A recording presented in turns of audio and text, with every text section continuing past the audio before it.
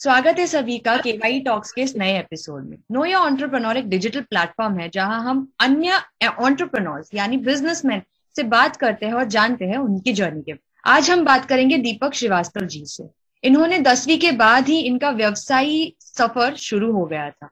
जानते हैं ज्यादा उनसे। इनका स्टेट एजेंट का बिजनेस है जिसका नाम है ओम साई स्टेट एजेंसी। जानते हैं ज्यादा। दीपक जी, आप बताइए अपने बारे में और आपका ये सफर कैसे शुरू हुआ और कैसे आगे बढ़ा। मैं कैलाश श्रीवास्तव आपको बताना चाहता हूँ कि मेरा जन्म शाहपुर डिस्ट्रिक्ट थाना और महाराष्ट्र में हुआ है। मैं काफी ग्रामीण विभाग से आया हूँ। हमने मेरा जो एजुकेशन हुआ है वो पूरा एजुकेशन ही मराठी मीडियम से हुआ है। उसके बाद में भी मेरे घर के हालात बहुत ही थे। जब मेरे उम्र के मैं जब 7 साल का था तब मेरे पिताजी की डेथ हो गई थी। मेरे 7 बहन थे। मैं लौता एक ही उनका भाई था और हमारे घर पे और कोई नहीं था।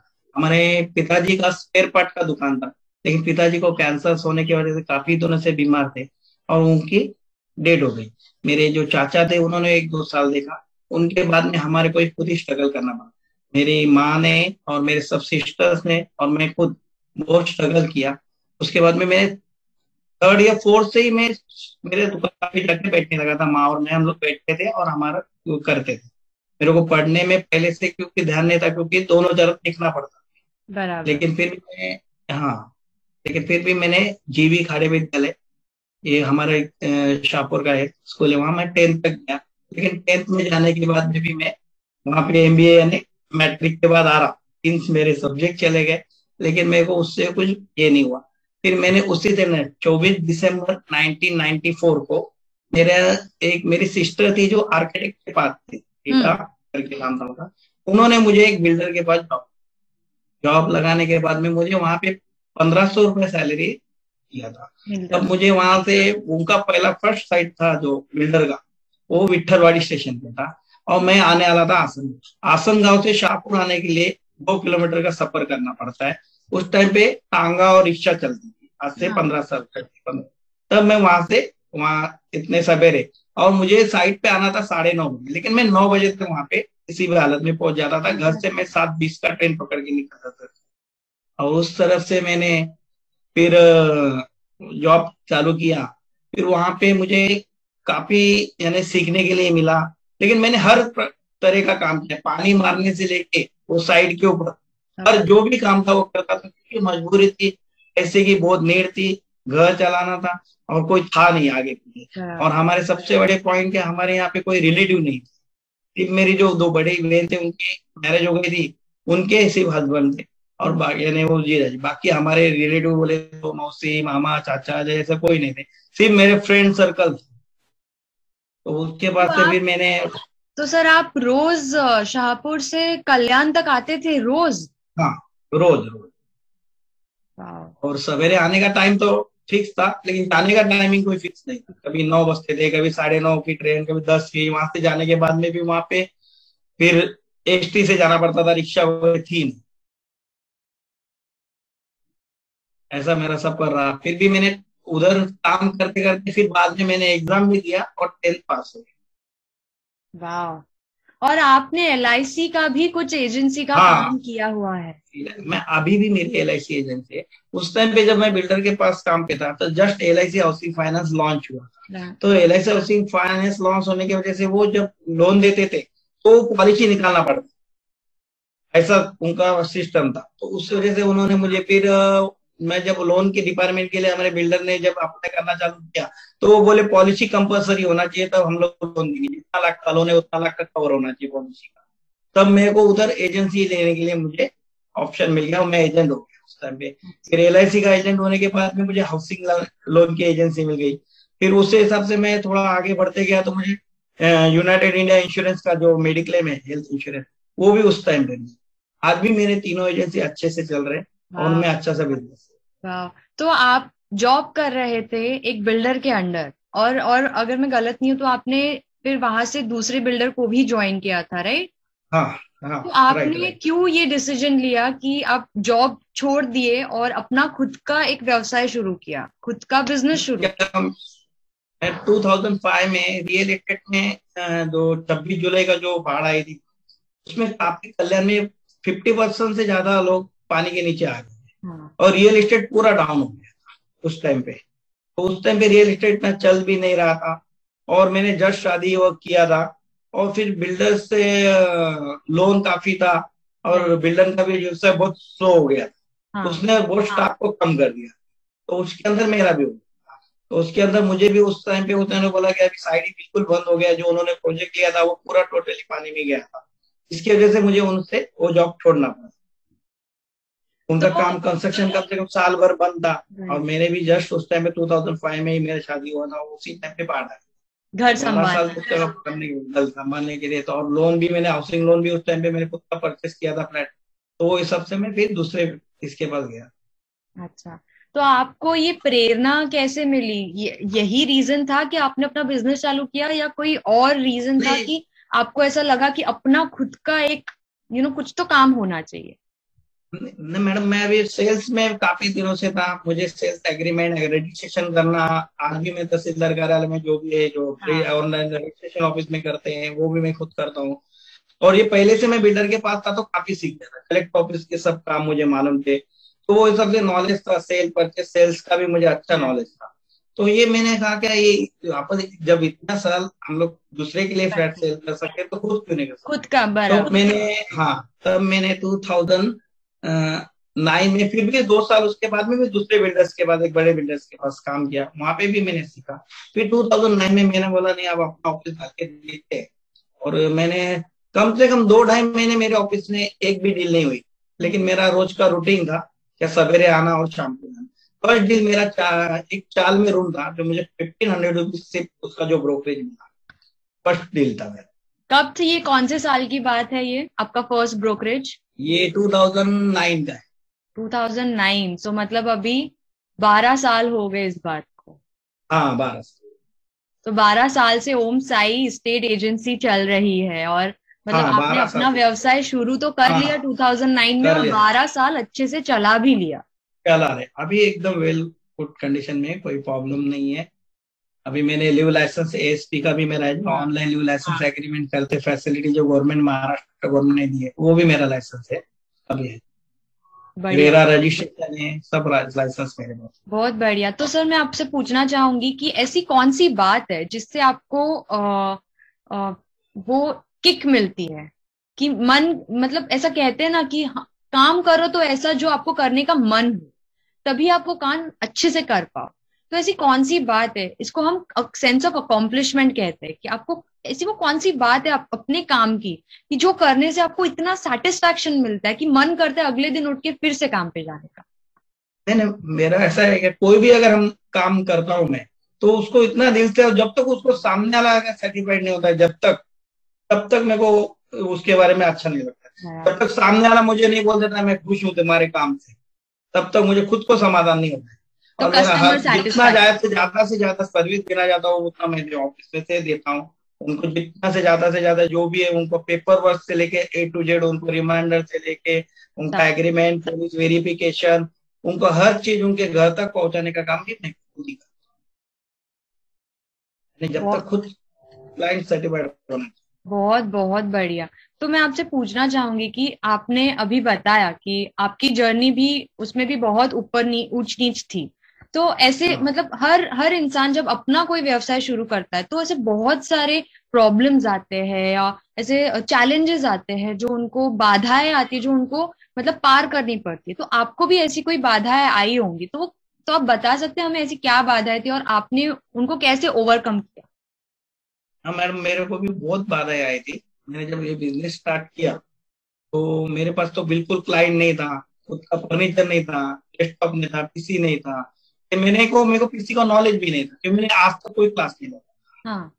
लेकिन उस टाइम पे मैं बोला 2005 में जो फ्लड का जो आया था 26 जुलाई, उस टाइम पे मेरे को रियल एस्टेट का पूरा डाउन हो जाने की वजह से मुझे एमसीए शेयर मार्केट में मुझे काम करने का मौका मिल गया मेरे दोस्त के ऑफिस में। मैंने वहां पे 1.5 से 2 साल तक वहां पे भी काम किया। तो उस वक्त मैंने पूरा पीसी का नॉलेज ले लिया, टाइपिंग से लेके हर चीज वहां पे मैं सीखता था। मेरे लिए उस टाइम पे डेस्कटॉप कंप्यूटर ये बिल्कुल नया था, कभी यूज नहीं किया था। तो आप लेकिन मैंने वहां पे पूरा पीसी सीख लिया था। दिन भर सवेरे से मेरे को वहां पे एमसीएच जो ऑफिस है वो सवेरे 10 बजे खुलता था और रात को 12 बजे बंद होता। वो इतनी बड़ी ड्यूटी थी मेरी, लेकिन मेरे पास कोई भी काम अवेलेबल नहीं था। वो टाइम पे मुझे वो जॉब भी करना पड़ा और मैं सवेरे 10 से लेके 12 बजे तक वहां पे आता रहा। वाह सर, बहुत मतलब इंस्पायरिंग है आपकी स्टोरी हाँ, ना, इतना लेकिन फिर भी मेहनत मैंने, की है अब आपने। मुझे कंप्यूटर ने, मैंने आज तक कोई कोर्स नहीं किया, लेकिन आज मेरे को आता मेरे है। सरस्वती माँ के विद्या के हिसाब से टाइपिंग और यानी मेरे अभी जो मैं नया स्टाफ लेता हूँ जो सीख के आते उनको भी मैं पूरा मैं सिखा देता हूँ। वाह वाह, मतलब इच्छा हो अभी तक तो मैंने, कभी भी मैडम सीख बड़ी बात सकते नहीं हैं। है, लेकिन मैंने आज तक कंप्यूटर का कोई क्लास नहीं लगाया है, कुछ नहीं है। और इतना ही नहीं, तो मेरे इंग्लिश सब्जेक्ट भी मेरा 10th में चलेगा। मेरे वाह 3 सब्जेक्ट 10th में गए थे लेकिन मैं तीनों दिया, लेकिन उसके बाद में मैं 10th और फेल आज मतलब पास। आपने अपना सक्सेस तो कमा ही लिया ना सर, भले ही तभी वो बाधाएं आई, बट बाधा मेहनत ये आई थी। करके आगे बढ़ के, मतलब वो मैं- परसिस्टेंस कहते हैं ना, कि आपने गिव अप नहीं किया, जो था जैसा था वो उसी उसी सिचुएशन में बस आप बस आगे बढ़े। बस बस बहुत बढ़िया। मेरा बोलने का इतना मतलब है कि अगर हम लोग का एजुकेशन के ऊपर, एजुकेशन चाहिए ही, ऐसा नहीं कि नहीं चाहिए, बराबर। अगर मेहनत करो और अगर आप ईमानदारी से अगर मेहनत करो तो आपको कोई सक्सेस से रोक नहीं सकता कहीं पे भी जाओ। सही सही बात कही। सो मेरा अगला क्वेश्चन आपके लिए है कि ऐसी मतलब ऐसी कौन सी चीजें हैं या कौन से फैक्टर्स है जो आपको आपके जो आगे के एम्स है वो अचीव करने में, वो प्राप्त करने में आपको मदद करेंगे? तो ऐसी कौन सी बातें हैं? जैसे कि अभी सोशल मीडिया एक बहुत बड़ा प्लेटफॉर्म बन गया है, तो आप हाँ बहुत से लोगों तक पहुंच सकते हो सोशल मीडिया हाँ के थ्रू। हाँ। तो ऐसी और कोई कौन से फैक्टर्स होंगे जिससे आपका बिजनेस आपको नहीं, उस लेवल तक लेके जाने में हेल्प हो? अभी मेरा जो जितने भी क्लाइंट है उन लोगों का मैं ब्रॉडकास्ट लिस्ट बना के रखता है। हर हर फेस्टिवल में उन लोगों को मेरा मैसेज जाएगा, वाह। हर फेस्टिवल में। अभी आप भी रिलेशन। अभी है मेरी लिस्ट में, आपका नाम है, तो वो आपको आना ही। आज मेरा जो कस्टमर बन गया जिनसे पहचान हो गई उनका नंबर मैं जरूर सेव करता हूँ। वाह। भले उन्होंने मुझसे डील हुआ नहीं हुआ तो भी नहीं, लेकिन उनको मेरा मैसेज जाएगा। होम साइज सिटीजन का जाएगा, ऑनलाइन लेसन का जाएगा, एलआईसी का जाएगा, कोई हर उसके ऊपर नाम जाएगा। राइट। आज से मेरा मोबाइल नंबर भी आज से 20 साल से वही नंबर है। हम्म। और आज भी मेरे 20 साल पहले के कस्टमर भी कभी भी याद करते तो उनको वही process। तो आप पब्लिक रिलेशन फेसबुक के ऊपर भी मेंटेन मैं कर। वो ऐड करता हूँ। मेरे स्टेटस के ऊपर भी एक दिन 2-3 स्टेटस में अपने अच्छे वर्ड बिजनेस के स्टेटस रखता हूँ या भगवान के ये रखता हूँ। और उसके बाद में एक स्टेटस मेरा भी डालता हूँ। हम्म। अगर मेरे को फ्लैट सेल करना है, मेरी लोकेशन में अच्छा फ्लैट है, कोई थाने में फ्लैट है, तो वो थाने का स्टेटस में उसके ऊपर। तो वाह। जब आदमी 4 स्टेटस पढ़ता है तो 5वां स्टेटस में अपना देख लेता है कि देख नहीं। लेते हैं, उसको ये नहीं चाहिए रहता, किसी के रिलेटिव को चाहिए रहता, फ्रेंड को चाहिए रहता, तो ऑटोमेटिकली आगे भेज सकते हैं। बराबर। तो आप अपनी प्रमोशंस कर रहे हो अपने साइट से, जैसे आप कर सकते हो ऐसे। सोशल मीडिया पे। Yes sir. राइट। और तो फिर हमने आज बात की कि कस्टमर सेटिस्फैक्शन कितना इंपॉर्टेंट है, और वैसे ही जैसे अभी आपने कहा कि पब्लिक रिलेशन मेंटेन करना, नेटवर्किंग करना, लोगों से जो आपके क्लाइंट रह चुके हैं या जो नहीं भी बने आपके क्लाइंट, उनके साथ भी वो रिलेशन मेंटेन करना कितना जरूरी होता है। जरूरी है। बहुत बढ़िया सर। तो मेरा आपके लिए अगला क्वेश्चन है कि आपका इस पूरे जर्नी ने, मतलब आपकी इतनी बाधा है, आपने वो सारी पार करके आज 12 साल हो गए आपके एजेंसी को, तो ये पूरी जर्नी ने आपको कुछ सीख दी होगी, आपको किसी तरीके से बदला होगा। तो ऐसा क्या बदलाव आप में आया है ये इस जर्नी के दौरान? हाँ मैडम, मैं जब ये मेरा जो एजुकेशन के हिसाब से मुझे लगता था क्या ये सब इंग्लिश में है, मैं इसके क्लास कभी नहीं लगाया है, मेरा एजुकेशन नहीं है, तो वो हिसाब से मैं कर पाऊंगा क्या नहीं। हर जगह पे जाता हूँ तो मुझे इंग्लिश में सब फॉर्म भरना है। आज एलआईसी का फॉर्म है, हाउसिंग लोन का फॉर्म है, यूनाइटेड मेडिक्लेम इंश्योरेंस का फॉर्म है, तो वो कॉन्फिडेंस नहीं था। और मैं बहुत ही छोटे में बोला आपको, शाहपुर में एकदम छोटे से विलेज में हमारा जीवी खाड़ी विद्यालय है, उसमें से मैं पढ़ के आया था मराठी में। वहां पे इतना इंग्लिश किसी का प्रॉपर नहीं, तो वो पहले पहले थोड़ा डर लगता था। लेकिन मेरे को पहले से था, मुझे मैं कलेक्टर से भी मेरे को, जब मेरा जो बिल्डर के साथ था वो मेरे को पूरा, उसका भी कोई आदमी नहीं था, वो खास उसका आदमी नहीं था, तो मुझे भले मैं कहीं पे भी जाता था, लेकिन मैं पहले से मुझे था जो आता है वो सच बोल के, नहीं आता इंग्लिश नहीं आता है मैं बोल के सीधा बोलता था मुझे नहीं आता, आप हिंदी में बात करो मराठी में बात करो, लेकिन मैं सीधा जाता। लेकिन मेरी मराठी लैंग्वेज बहुत ही अच्छी है, क्योंकि मैं बचपन से बहुत बुक्स पढ़ता था। मुझे इतिहास शिवाजी महाराज का भी बहुत इतिहास प्यार पहले है और अभी भी है, वो हिसाब से मुझे नॉलेज और उनका आदर्श है, और रिस्पेक्ट करना हर आदमी का मुझे सबसे अच्छा लगता है। वो बोले मेरे से डील करे या नहीं को भी चलेगा, पहचान हो गया, यही बड़ी बात है। आज नहीं तो आज अब हमारा बिजनेस जो है वो जो छोटा मोटा नहीं है, लाइफ टाइम में आदमी एक ही फ्लैट खरीदता है। तो हमारे पास अगर महीने भर में 50 कस्टमर आते हैं ना, उसमें से समझ लेना एक आध कस्टमर ही है जो फ्लैट लेता है, बाकी कस्टमर तो सब अपने आप चले जाते हैं, क्योंकि उनका बजट नहीं है, पसंद नहीं है, लोन नहीं होता है, बहुत प्रॉब्लम है। लेकिन मैं कभी किसी पे बोलता नहीं हूँ कि मैंने आज 10 फ्लैट तुम्हारे को दिखा दिया, तुमने पहले क्यों नहीं बोला। कोई लोग बोलते हैं मुझे 30 लाख का फ्लैट दिखाओ, वो दिखने के टाइम में 50 लाख का फ्लैट दिखे, तो मैं कभी बोलता नहीं कि क्यों दिखे आपने, जब आपका 30 लाख का बजट था। तो वो मेरा वैसा नेचर नहीं, ठीक है। आज इनको दिखाया, आज इनको नहीं पसंद है, तो इसका रिलेटिव होगा पैसा वाला, उसको तो बोलेगा वो ये बहुत अच्छा फ्लैट है, देख तेरे लिए। बराबर बराबर। मतलब एक इंसान दूसरे इंसान को जाके बता ही देगा कि ऐसा है। जरूर मैडम, आप सोशल मीडिया पे कितना भी ऐड कर लो, जब तक आपका खुद का किसी का रेफरेंस के टू कोई आदमी आता है तो वो एक अलग इफेक्ट होता है। नहीं, सही कहा, 100% और ट्रस्ट से आता है। बराबर बराबर, ये बहुत अच्छी बात कही आपने सर।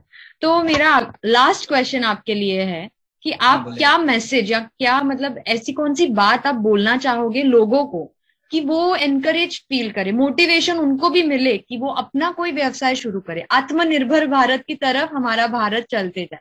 तो ऐसा आप क्या संदेश देना चाहेंगे?